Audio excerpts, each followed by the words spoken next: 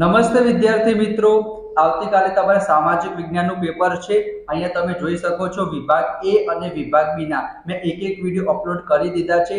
આ બે વિડિયો તમે જોઈ લીધા એનો મતલબ વિભાગ એ ના 16 માર્ક્સ અને વિભાગ બી ના 20 માર્ક્સ તમારા 36 માર્ક્સ પાક્કા થઈ જશે। આજે આપણે શું જોવાના છે વિદ્યાર્થી મિત્રો? વિભાગ સી ના મોસ્ટ ઇમ્પોર્ટન્ટ પ્રશ્નો। વિભાગ સી માં તમારા એસાઇનમેન્ટમાં ટોટલ 50 પ્રશ્નો આપેલા છે। કેટલા? 50 પ્રશ્નો આપેલા છે અને આપણી પાસે એટલો સમય નથી કે આપણે 50 પ્રશ્નો મોઢે કરી શકીએ। તો આજે વિદ્યાર્થી મિત્રો હું તમને 15 થી 16 પ્રશ્નો કહીશ જે મોસ્ટ ઇમ્પોર્ટન્ટ છે અને એનામાંથી જ વિદ્યાર્થી મિત્રો આવતીકાલે તમારી પરીક્ષામાં પૂછાશે। તો તમારે શું કરવાનું છે વિદ્યાર્થી મિત્રો? જે પણ હું તમને કહું કે મોસ્ટ ઇમ્પોર્ટન્ટ છે તમારે શું કરવાનું છે એનો સ્ક્રીનશોટ લઈ લેજો વિદ્યાર્થી મિત્રો, બરાબર? ચલો, સૌથી પહેલા હું વિભાગ સી કાઢી દઉં। આની હું તમને પીડીએફ પણ આપીશ વિદ્યાર્થી મિત્રો, બરાબર, સોલ્યુશન વાળી, જેથી તમારો સમય ના બગડે।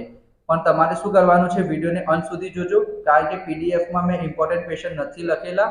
ઇમ્પોર્ટન્ટ ક્વેશ્ચન જો તમારે જોતા હોય તો વિડીયોને અંત સુધી જોજો। હું સ્ટાર્ટ કરી દઉં, તમે સ્ક્રીનશોટ લઈ લેજો, બરાબર? ચલો, તો આપણે સૌથી પહેલા જોઈશું વિદ્યાર્થી મિત્રો વિભાગ સી। આટલી મહેનત હું તમારા માટે કરતો હોય તો બે હાથ જોડીને નમ્ર વિનંતી કરું છું, હજી સુધી સબસ્ક્રાઇબ ના કરી હોય તો સબસ્ક્રાઇબ જરૂર કરી દેજો।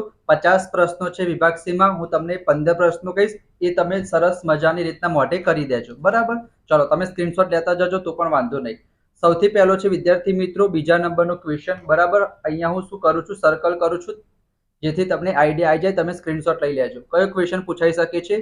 દ્વિતીય વિશ્વયુદ્ધ ઉદ્ભવ માટેના જવાબદાર પરિબળોની ચર્ચા કરો, બીજા નંબરનો પ્રશ્ન। ચલો, એના પછી વિદ્યાર્થી મિત્રો તમારે બીજો કયો પ્રશ્ન કરવાનો છે? મોસ્ટ ઇમ્પોર્ટન્ટ છે આપણો 7મા નંબરનો પ્રશ્ન કે સંયુક્ત રાષ્ટ્ર સંઘના હેતુઓ જણાવો।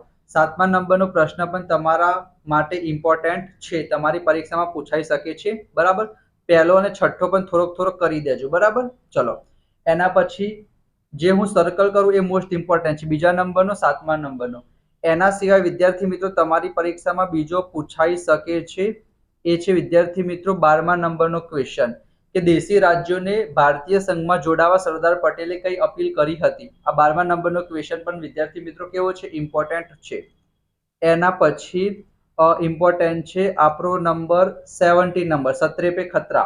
હૈદરાબાદ અને જૂનાગઢના રાજ્યો જે ભારતીય સંઘમાં કઈ રીતે મળ્યા હતા એને સંક્ષેપમાં તમારે ચર્ચા કરવાની છે। હૈદરાબાદ વિશે થોડુંક લખી દીધું, જૂનાગઢ વિશે થોડુંક લખી દીધું, તમને ખબર જ હશે।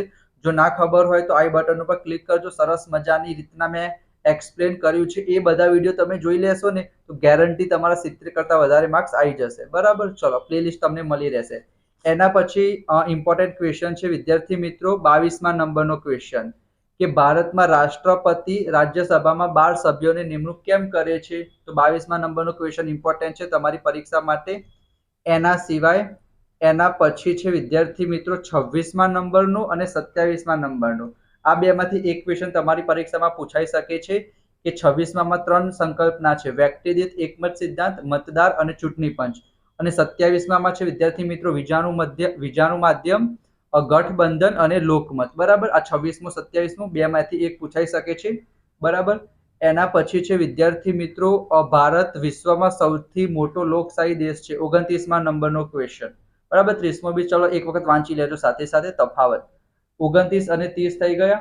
એના પછી વિદ્યાર્થી મિત્રો તમારી પરીક્ષામાં પૂછાઈ શકે છે 32મા નંબરનો ક્વેશ્ચન કે પ્રસાર માધ્યમો એ લોકમત કેળવવાનું સઘન માધ્યમ છે। 32મા નંબરનો ક્વેશ્ચન પણ તમારી પરીક્ષામાં પૂછાઈ શકે છે। એના પછીનો ઇમ્પોર્ટન્ટ ક્વેશ્ચન છે વિદ્યાર્થી મિત્રો 36મા નંબરનો, બરાબર? 36મો મોસ્ટ ઇમ્પોર્ટન્ટ છે, તમે કરી દેજો, બરાબર? કે તમારી સારામાં, ચલો હું નથી વાંચતો, તમારો ટાઈમ બગડશે। 36મા નંબરનો ક્વેશ્ચન ઇમ્પોર્ટન્ટ છે, તમે કરી લેજો। એના પછી છે ઇમ્પોર્ટન્ટ વિદ્યાર્થી મિત્રો 40મા નંબરનો ક્વેશ્ચન કે મધ્યપ્રદેશના લોકોનો ખોરાક કેવો છે, પહેરવેશ કેવો છે અને રહેઠાણ વિશે તમારે ટૂંકમાં લખવાનું છે, બરાબર? ચલો, એના પછી જોવા જઈએ તો 47મા નંબરનો ક્વેશ્ચન તમે કરી દેજો, બરાબર? 47મા નંબરનો ક્વેશ્ચન અને 48મા નંબરનો ક્વેશ્ચન, આ બંને ક્વેશ્ચન કરી દેજો। 47મા નંબરનો ક્વેશ્ચન અને 48મા નંબરનો ક્વેશ્ચન દુષ્કાળ અથવા સુનામી, એ બેમાંથી એક ક્વેશ્ચન તમારી પરીક્ષામાં પૂછાઈ શકે છે। અને આઈ થિંક એક 37મા નંબરનો ક્વેશ્ચન રહી ગયો। 37મા નંબરનો ક્વેશ્ચન તમારા ગામમાં એ તો મેં તમને કરાવ્યું ને, પુરુષ હોય ધોતીવાળો. બરાબર, ચલો. 37, એક કામ કરજો, 37 અને 38 બંને કરી દેજો. એ બંનેમાંથી એક તમારી પરીક્ષામાં પૂછાઈ શકે છે. તો આટલા ક્વેશ્ચન મેં તમને કીધા વિદ્યાર્થી મિત્રો. બરાબર, 15-16 ક્વેશ્ચન થયા હશે. તો તમારે 50 થી 50 પ્રશ્નો નથી કરવાના. બરાબર, મેં તમને જે કીધા એટલા જ તમારે કરવાના છે. આની પીડીએફ હું તમને આપીશ સોલ્યુશન વાળી વિદ્યાર્થી મિત્રો, એમાં ટીક નથી કરેલું. એના સિવાય મેં વિભાગ એ નો વિભાગ બી નો વિડીયો અપલોડ કર્યો છે. વિભાગ ડી નો પણ ટૂંક સમયમાં આવી જશે. તમારે શું કરવાનું છે, આટલી મહેનત કરતો હોય તો દોસ્તો સાથે શેર જરૂર કરજો આ વિડીયોને. બે હાથ જોડીને નમ્ર વિનંતી કરું છું કે સબસ્ક્રાઇબ જરૂર કરજો. જો આટલી મહેનત કરતો હોય તો એક લાઈક કરી દેજો વિડીયોને. 10મા ધોરણ માટે પણ હું તમારા પાછળ આગળ બધી જ જગ્યાએ છું વિદ્યાર્થી મિત્રો. કંઈ પણ ડાઉટ હોય તમે મને પૂછી શકશો. 10મા ધોરણમાં લાઈવ પણ આપણે ભણીશું, ઓનલાઈનમાં બહુ જ મજા આવશે. તો બે હાથ જોડીને ફરી એક વખત નમ્ર વિનંતી કરું છું કે ચેનલને સબસ્ક્રાઇબ કરીને દોસ્તો સાથે શેર જરૂર કરજો. મળીશું નેક્સ્ટ વિડીયોમાં. ત્યાં સુધી જય શ્રી કૃષ્ણ, જય Swaminarayan, Radhe Radhe. Thank you so much.